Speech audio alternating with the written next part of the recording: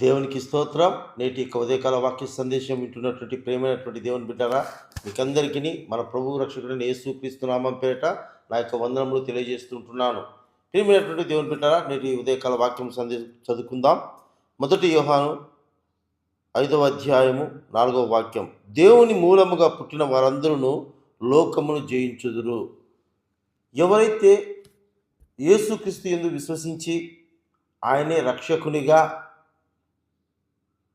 తమ పాపములు ఒప్పుకొని విడిచిపెట్టి తండ్రి కుమార పరిశుద్ధాత్మ నామం చేత నీటి బాప్తిజం తీసుకుంటారో అలాంటి వారిని దేవుని మూలముగా పుట్టినవారు అని పిలువబడతారు.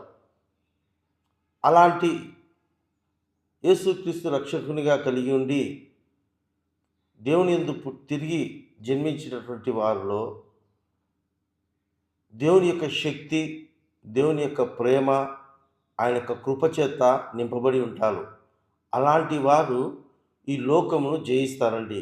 లోకంలో దుష్టత్వము, స్వార్థము, మోసము, అన్యాయము, అక్రమము అనే పాపముల చేత నిండుకొని ఉంది. వీటన్నిటిని మనం జయించాలి అంటే మనం పరిశుద్ధంగా మొదటగా మార్చబడాలి.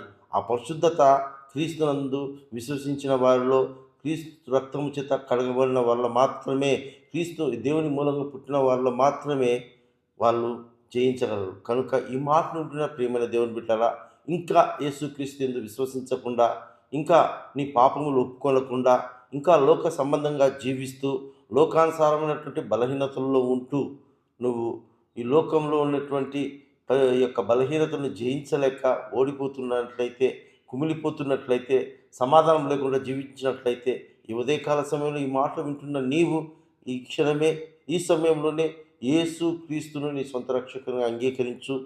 ఆయన ఆయన ఆయన ఎదుట నీ యొక్క పాపములన్నిటిని ఒప్పుకొని పశ్చాత్తాపంతో విడిచిపెట్టి తండ్రి కుమార పరిశుద్ధాత్మ నామం చేత బాప్తిసం తీసుకున్నట్లయితే నువ్వు దేవుని యొక్క శక్తి నీలో ప్రవేశిస్తుంది. దేవుని యొక్క ఆత్మ నీలో నిలబడుతుంది. దేవుని యొక్క వాక్యము నీలో నిలిచి ఉంటుంది. అప్పుడు ఈ లోకంలో నిన్ను సమాధానం లేకుండా, నెమ్మది లేకుండా, సంతోషం లేకుండా చేసేటువంటి ప్రతి దుష్టత్వం నుంచి, ప్రతి పాపము నుంచి కూడా దేవుడు నిన్ను జయించే శక్తి మనం పొందుకొని ఉంటాం. కనుక ఈ మాటలు వింటున్న మనమందరం కూడా ఈ ఉదయకాల సమయంలో దేవుని మూలంగా మనము జన్మించి ఈ లోకమును జయించుటకు దేవుడు తన కృపను మనకందరికీ దయచేయునుగాక. ఆమేన్.